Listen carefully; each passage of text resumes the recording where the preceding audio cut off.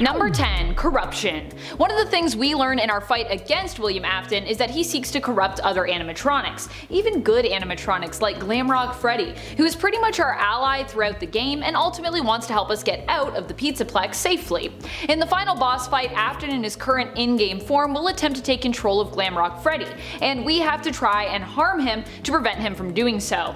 You know that he was successful when Freddy's eyes glow purple. If this happens, he will attempt to harm instead of help Gregory, aka you. Number 9. An army of animatronics. While you can try to prevent Glamrock Freddy from becoming corrupted, there are some animatronics that you can't really save from Afton's influence. Eventually, Glamrock Chica, Roxanne Wolf, and Montgomery Gator will all join him in his attempt to attack Gregory. The Blob, or I guess the Freddy amalgamation if you prefer, also seems to be in league with Afton, at least initially in the game. Although they are not specifically controlled by Afton, which means they either simply want to join Afton's cause because they believe in it for some reason, or have their own reasons for lashing out at young Gregory. The other animatronics don't seem to be in control of their behavior and are more like William Afton's puppets, completely controlled and willed to cause harm by Afton himself, likely going against their own initial programming. Number 8. Hunter. While later on Afton mainly relies on his influence over the other animatronics to do his bidding, initially he was involved, possibly directly, in taking out any Fazbear employees who came to investigate just what he was up to in the tunnels below the Pizzaplex. Large quantities of power were being drained down there, and when employees were sent to investigate, none of them managed to ever return apparently. This implies that they were all killed, likely by Afton himself in his new form as Burntrap, or some lesser form of him perhaps as he bided his time becoming Burntrap, improving his appearance and gaining more and more power. Improving his appearance. Ugh.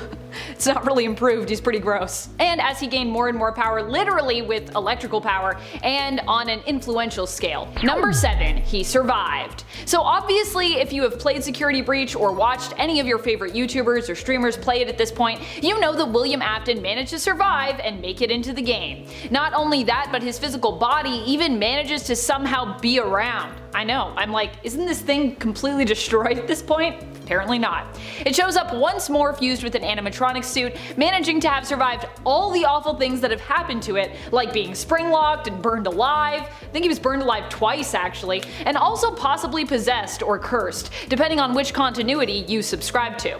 Though it should be noted that this is probably the most decayed and worse for wear we've seen William Afton look in the flesh. Number 6. Burntrap.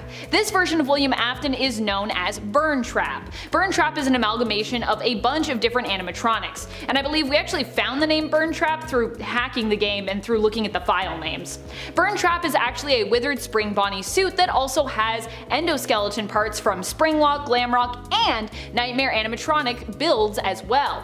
Of course, the corpse of William is also permanently bonded with this suit as well, and much of his corpse beneath is visible because of just how withered the suit is. Very little of the suit is still visible, and you can even see all of Afton's skeletal looking gum exposed bottom jaw, as the suit no longer has its bottom jaw attached. Ew. Number 5. Trailer lines. When fans looked into the files belonging to Burntrap within the game, they learned that there was actually a ton of content stored there that simply wasn't used at all in Security Breach, at least as far as we know right now at this moment in time when I'm recording this. However, this content was designed and programmed into his character, it just was never used. Among this content were 2 lines featured in one of the Security Breach trailers that many fans suspected belonged to William Afton himself. Well, it turns out that apparently we were right about that. However, while the lines were found within his files, they were never uttered in the actual game. Either they were put there with the intention of being used, but an opportunity never really presented itself that made sense, or they were used and then later they were cut from the game for some reason. Among them, I believe, was the line, "You will do as I say, you will bring me what I want, and if you fail me, then you will, both of you, burn." Unfortunate, because that line was honestly something I wanted to know more about in terms of how it played into the plot and then the overall lore of the franchise. Like, what does William Afton want? Who is burning? Which 2 people? Is there more than 2? Number 4. The Ruins. Where did William Afton as Burntrap come from? Well, it seems in the game that Vanny was tasked with recovering his body, digging up the ruins of Freddy Fazbear's Pizza Place, which the Mega Pizzaplex happens to have built on top of. Recruiting the Glamrock animatronics against their will, she brings them to the ruins of Freddy Fazbear's and has them dig something up. Likely that something is William Afton's tattered corpse. It's gotta be really tattered at this point. That is how he is able to return with Vanny's help and some convenient construction with the Pizzaplex being built on top of the pizza place. Although this likely was also part of his greater plot as Glitchtrap. Fazbear may have still held the deed to that land and, they decided that they should just make use of it instead of selling that lot and then buying a new one to build on. Makes sense. Although I imagine they would have had to buy more land around it as well, because the Pizzaplex is massive. Number 3, from whence he came. While the Blob initially seems to be allied with Burntrap, as it also strikes out at Gregory, we later learned that this might not actually be the case. The Blob is the one who ends up grabbing Burntrap when he tries to escape as the cave and tunnel system begins to collapse, depending on which ending you get and what's going on.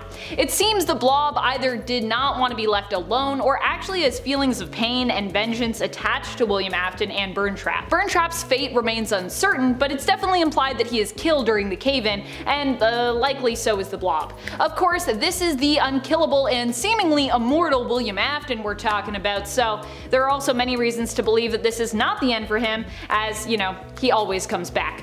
Always. Number 2, death animation. While Burntrap being overtaken by the Freddy amalgamated Blob / Elizabeth / just the Blob, whatever you want to call it, and one of the endings seems to imply that he has died, or at the very least has been defeated, we don't actually get to see his death happen. We just see him basically pulled away by this Blob as Glamrock, Freddy, and Gregory manage to escape while the underground tunnel and cave system caves in. However, through fans hacking the game, they've claimed that they have found some unused Burntrap files, and within that an unused death animation for the character. There could still be a way to unlock those unused files, of course, as it's still early days for this game, and there are likely tons of clues and hidden lore still left uncovered as of yet. After all, this game is massive, but the other option is that Burntrap's death was initially going to be shown in one of the endings, but was ultimately cut to leave it more ambiguous as to whether or not he might return, and whether or not he actually survived.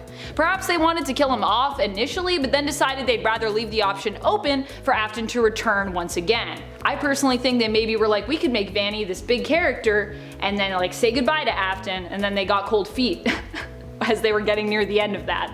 They're like, oh, people won't like it if Afton's gone. Of course, all of the people that have played the game are like, more Vanny, less Afton. Number 1, no jump scare. Although all the other animatronic antagonists in Five Nights at Freddy's Security Breach have their own jump scare if they manage to catch you, Burntrap is the only animatronic who doesn't seem to have one. This is likely because, well, he doesn't really catch you himself, but instead gets other animatronics to lash out at you, preferring to use them to get to you instead of pursuing you as Gregory himself. This just goes to show us how much this character has evolved and really grown in terms of his power, becoming the mastermind who pulls the strings as opposed to doing his own dirty work. And I know what you're all gonna say, he's always been the mastermind, Amanda. You're right, he has been, but I just mean, remember initially he used to kill people? That was his thing. And now he's like, nah, everyone else just kill people for me. I'm tired. I'm like, look at me, I'm barely a human anymore. I'm just a little bit of bone and a little bit of gums. That's about it. Number 10, I always come back. While it seems like William Afton as Burntrap may finally be gone for good, he also might not be. After all, this is William freaking Afton we're talking about here, and the guy has pretty much become immortal, in my eyes at least. He has survived being spring-locked in a spring Bonnie suit, being locked up for years, burned to a crisp, possibly being possessed or haunted by one of his victims, perhaps having his consciousness uploaded into a game, and beyond. But just because it seems like the amalgamated Freddy Blob finally took him out doesn't mean that is what happened. Burntrap could have somehow escaped his seemingly deadly fate and managed to get out of the Pizzaplex. Just where he would go next and what he would get up to, we don't really know. But we know it probably wouldn't be anything good, and he's probably up to something. He's probably out there right now. Number 9, Fazbear has the blueprints. When it comes to many of the animatronics that we've encountered in this franchise, it seems to have been implied that either William Afton or his partner Henry Emily in some capacity, or some combination thereof, were the ones responsible for creating said robotic beings. Now that both Henry and William are seemingly gone, however, it is interesting to see Fazbear apparently thriving with both their own meta game that appears to exist within the universe, with Help Wanted, and also with their new establishment, the Freddy Fazbear Mega Pizzaplex. Considering we also have seen new animatronics here, it must mean that Fazbear Entertainment is now the one behind making these animatronics, and it seems to be implied that as such they have secured the blueprints for the original animatronics and were able to use them to create new ones like Montgomery Gator and Roxanne Wolf. Either that or these are like old animatronics that they've updated, but I feel like it's implied that these are completely fresh, so they made them themselves. This means that William and Henry are really no longer needed with this company, although we don't know if either remains attached at all financially to Fazbear, or even attached to their founding story or their history. However, this also opens up the possibility of someone else at the head of Fazbear becoming corrupt and turning evil. Maybe there'll be a new William Afton one day. And friends, before we move on to this next spot, if you are loving this list and you want more lists like it, I don't know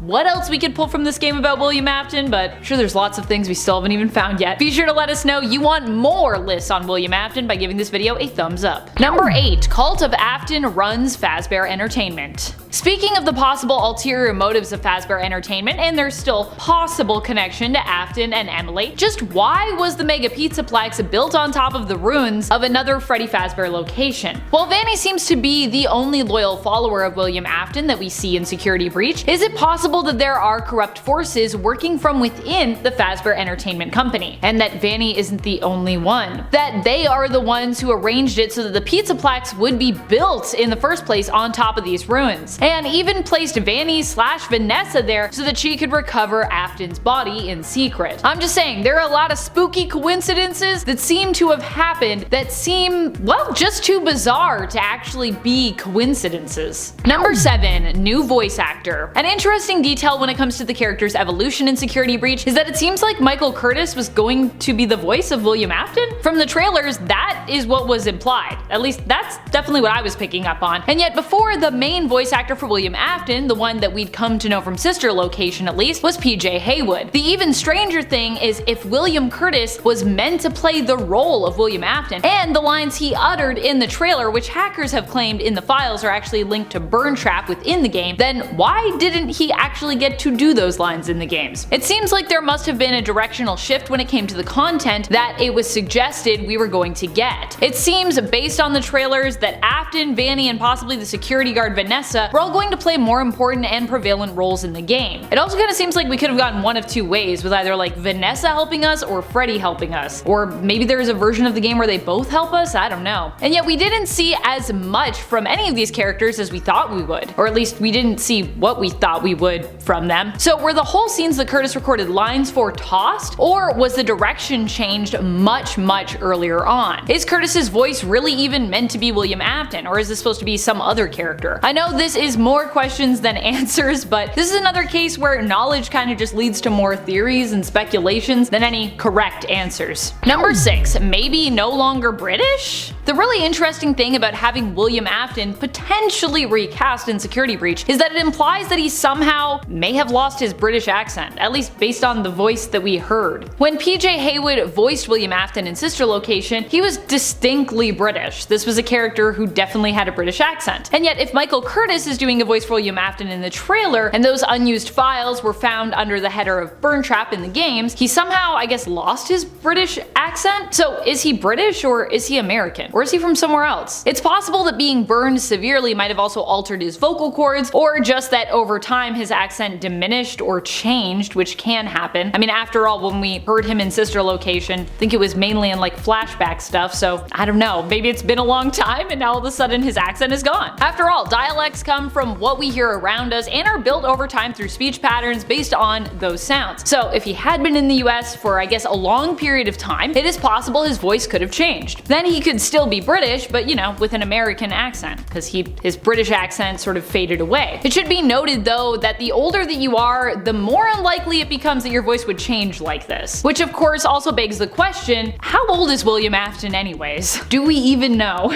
Number 5. Rescued at the last moment. It's very unlikely that William Afton is actually dead. Although we talked about that being what seems to happen on the part 1 of this list, when it comes to Afton's fate and him being attacked by the Freddy amalgamated Blob and pulled back deeper into the ruins as everything caved in around them, it's also just as likely that the Blob was maybe saving Afton instead. After all, while the Blob may be a monster, they also seemingly lashed out along with Springtrap originally, and they are after all an amalgamation of his creations.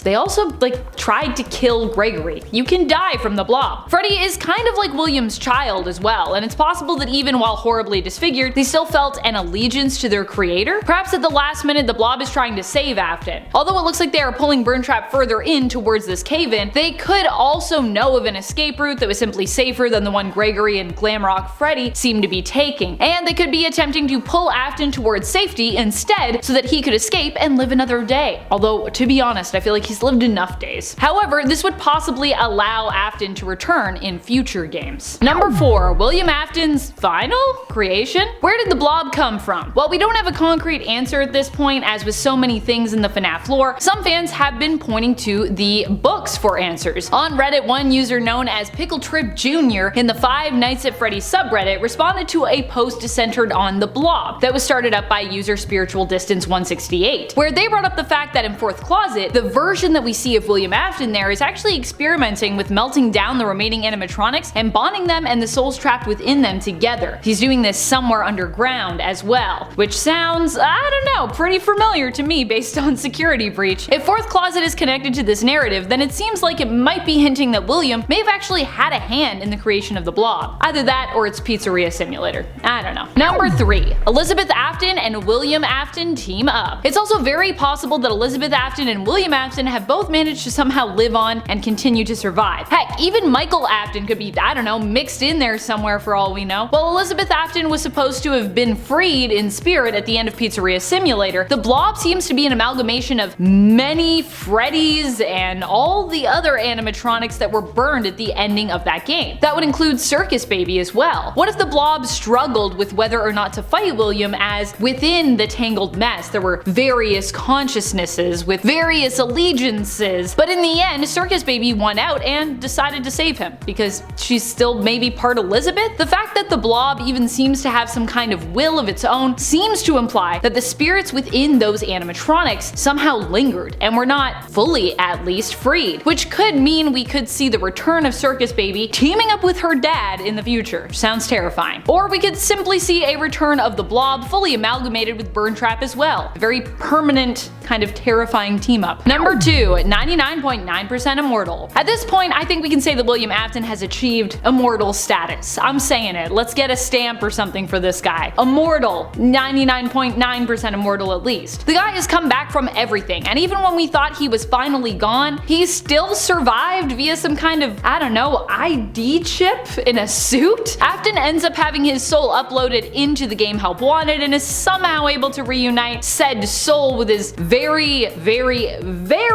dead at this point, crispy and falling apart body. How do you even use that body? At this point, I'm convinced that Afton has become a supernatural being because as long as his soul or a remnant of it is still around, he just can't be destroyed. Also, how do you kill someone's soul? I don't know how to do that. That is probably the key to defeating him at this point, to be honest. But I don't know how you kill someone's soul. I don't think we've got to that point yet in these games. Number 1. More powerful than ever. The crazy thing when it comes to William Afton's appearance in Security Breach, the real crazy thing, another crazy thing I guess I should say at this point, and his move from Glitch Trap to Burn Trap is that even while in his Burn Trap form, he still seems to possess digital powers. What does this mean? Possibly that we have an even more powerful version of William Afton on our hands moving forward. Not only is he pretty much immortal and has proven to be virtually unkillable, but now he has both digital corruption powers and also possesses a physical form. I mean, it's a rough physical form, but it's still there. We also know that William Afton is likely some kind of charming figure who can easily influence others, as this has been implied in earlier canon within the games, and in the books. I mean, he must be charming in some capacity. He ended up with kids somehow, and he also ended up as one of the heads of a successful franchise, semi-successful franchise I guess, despite being a murderer, right? How did he do that? Also, a lot of people that are serial killers tend to be like weirdly charming, so if you ever meet someone that's a little too charming, I'm just just saying, watch out. 10. Ultimate Custom Night. Now that Security Breach has released and messed with the timeline once more, we know that Ultimate Custom Night was supposed to be like during. Okay, look, we know where it's intended to be, or at least where it had to be because of these new revelations. The original concept was that it was William's personal hell, but the man in room 1280 made some people believe that it was him, like what he was seeing in a coma, like how Crying Child was in a coma for the main gameplay of FNAF 4. But now we know that Ultimate Custom Night is simply what William is seeing while he's unconscious in the recharge station. It's the only thing that really makes sense if we think about it, because you can't really go to hell if, you know, you're not dead, or if your soul is possessing an animatronic. You kind of need your soul to not have a tether for Crowley to snatch it up and drag it down to the infinite waiting line that is hell. So he kind of can't be in hell until he's actually gone. And at 9, impossible. While Thanos might be inevitable, William should be impossible. Or, okay, well, maybe William's not impossible, but Glitch Trap at this point certainly should be. With everything we've seen in these games, possession and anything having to do with such mostly comes from a dead person, or someone who soon dies after pouring their agony into something. So how could Glitch Trap be a thing if William still has his body and the Springtrap suit? Unless Help Wanted takes place after Security Breach, which is also impossible because the ending of Help Wanted is what causes us to be able to free Vanny in the good ending, or I guess the best ending. And because, you know, Princess Quest was ported from a mobile game into arcade cabinets in this one, so after Security Breach we know that Glitch Trap should be impossible, and things got complicated yet again. Great. Innate virus. While Glitch Trap may seemingly be impossible, we do know that William in his robot form does have some form of coded virus that he can use and control, since he starts trying to take over Freddy basically instantly. And if that's the case, this could explain Glitch Trap and subsequently Vanny, because if Glitch Trap was just like William holding his hand to the game while it was being played or something, it kind of gets rid of the whole 2 versions of Afton thing that seemingly still mind boggles me. So it could be an explanation, but it would also imply, however, that the Vanny version of Vanessa is in fact a robot, and it would seem like there are 2 versions if we look at the rooftop ending and the Security Breach office scene where we need to escape before Vanny gets to us, because if we look at the TVs, whoever's talking can be seen, meaning that Vanessa would have to have changed awfully quickly into her Vanny suit to pull off the switch in this time. Plus it explains how he's able to control her, because, you know, she's a robot. I can't really be controlled by a computer virus, so... Well, I mean, I probably could.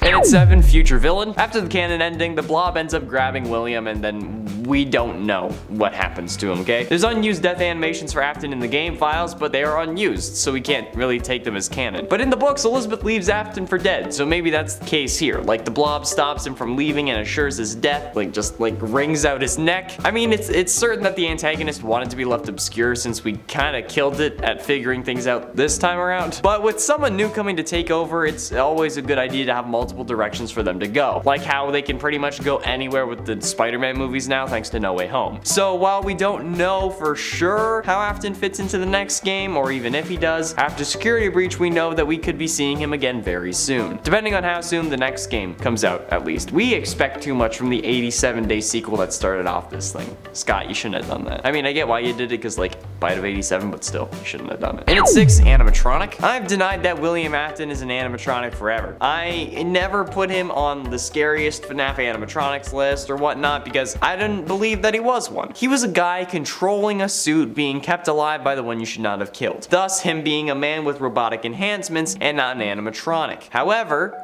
now, after Security Breach, it looks like I can finally stop saying that, since from the looks of it, Burn Trap is actually dead. And while this could mean that he's allowed to be Glitch Trap, William is still trying to take control of Freddy, thus us knowing that he's possessed that animatronic suit like the original 5 missing kids possessed the original 5 animatronics. It's kind of poetic, since while his jaw is visible, the rest of his body seems to have burnt up in the FNAF 6 fire, resulting in his weight being supported by the endoskeleton. That just kind of proves that he's possess the robot. Which also makes sense with the way that he walks, since now, like, he shambles, and because he's not used to walking without the support of his full body and the animatronic, so like, you know. He was also like a 90-year-old man at this point, so I can get why he shambles. He's fully possessed the animatronic now. Burn Trap is the first version of Springtrap or Scrap Trap or William Afton that is an animatronic. Halfway through into number 5, the inside. We know at this point that Afton has to have someone inside Fazbear Entertainment still working in his best interest. interests. The suggestion for Vanessa as night guard came from the top, meaning that they're high up, as we learned from one of the lore duffel bags, and influential enough in the company to build the Pizzaplex on top of the FNAF 6 pizzeria so that William wouldn't be randomly found by some crazy kids looking for a thrill in a pizzeria. They'd be found by a crazy kid hiding inside an animatronic in a pizzeria. Since that sort of thing happens way too often in this series. Which begs the additional question, is this because they're related? Is this because they're related, they know each other, or is Afton controlling more than one person with this virus? But either way, with everything that's lining up for him, there is no way it's an accident. Oh no, not in this series. In any series, I would still find this to be a little too much, but in FNAF, there is a 0.000 negative 1% chance that this is a coincidence, okay? There's no way that this kind of thing worked out this well for this character especially. Hell no. And at 4, recharge. William needing to recharge is certainly something that's interesting from a game perspective now that we know more about what's been going on. Perhaps the recharge stations were built because Afton needed one, and the horrible animatronics needing to get in a recharge station every hour is because William needed an excuse to have one actually made so that they could bring it down for him. Because like, I'm sure it took more than an hour to dig that tunnel, and there is a recharge station in that area because of that. But William needs to recharge now seemingly, making me think that we won't really have to deal with him for much longer until like the MCU decides that FNAF is also in the Marvel universe, and then Afton gets an arc reactor, because that's definitely gonna happen at this point. Disney's gonna be like, FNAF, I want it, and then the next person's gonna sell it, and then boom, MCU. Getting close to the end in number 3, escape. After security breach, we also know for a fact that Afton did not escape the FNAF 6 pizzeria like everyone was assuming, because he was in front of the flames while all the other animatronics were behind it or inside it. Now, do I think that he tried to leave? Yes. But do I think that he might have intentionally stayed? Maybe. More on that soon. But we know that Afton, along with the other animatronics from FNAF 6 that are now part of the Blob, did not make it out of the simulated pizzeria, since that is the pizzeria ruins that we see before making our way down to the actual like area where Afton is. Like the Freddy Fazbear's pizza we enter after getting out of the elevator is the proof we need. Notice the rectangular stage with a smaller one next to it, the plate colors, the stools, the tables, and even the floor look the same. It also explains why we can find more retro and other posters around, because we also had access to those in FNAF 6. And ultimately, in at number 2, the man in room 1280. After the events of security breach, I think that it's actually finally making sense of the whole man in room 1280 thing. My original issue with this was that if William still had a physical form in security breach and was in a charging station, how could the whole ultimate custom night in man room 1280 to glitch trap possessing Vanny really work? And while I don't have an explanation for how William was both sentient code and alive in FNAF 9, or alive air quotes, I have worked out a timeline of events here. Perhaps William wasn't ever sentient code at all, and it was just some form of remnant or agony infused virus that was able to infect minds. But also, the events of the games and stories must now be FNAF 6, Ultimate Custom Night, Security Breach, with Man in Room 1280 taking place after Security Breach. Ultimate Custom Night would no longer be his coma fever dream, it would instead be what his mind is doing before we waking up in Security Breach, since coming out of that recharge station would end up being him beating 50-20 mode, unless we're totally wrong about what Ultimate Custom Night is, in which case, I have no fucking clue what's going on. But yeah, so Man in Room 1280 is what happened to William after the Blob gets him. At least, that's the closest thing we can say right now. And finally, in at number 1, lied about Remnant. In yesterday's video, I talked about how what we know about Remnant must be a lie, and the explanation of that, link in the iCard. However, the thing is, 3 times we've tried to burn William, and 3 times he's survived. And while that could just be the whole he always comes back thing, this time around, we see that everyone from the FNAF 6 fire seemingly survived. While they are together in the form of the Blob, there are still the masks of the puppet and baby present inside it, meaning that the other animatronics also came back. But as far as we know, that shouldn't have been possible. But that's because now we know that William lied about being able to destroy Remnant with fire, as a way I'm sure to make Henry think that there was a way to stop him. But William knew that this wouldn't really kill him, and he got exactly what he wanted. Even got Henry to kill himself in the fire as well to make sure that nobody remembered this place. And if William knew that fire wouldn't kill him, but heard Henry was going to stay, why wouldn't he stay? Like, if he left, Henry would have left too. And if he is able to hear the final speech like we assume, considering how Henry tells him to go to hell, he would also have heard, and for you, my brave volunteer, who somehow found this job listing not intended for you, blah blah blah, I'm assuming you're staying, so am I, okay? William knew that he wouldn't die, but the person hunting him would have died. That's an easy way to finish off your longest adversary. You just stay put, you know you're not gonna die, you're gonna suffer a little bit, but you know you're not gonna permanently die, and you're good. F***ing genius.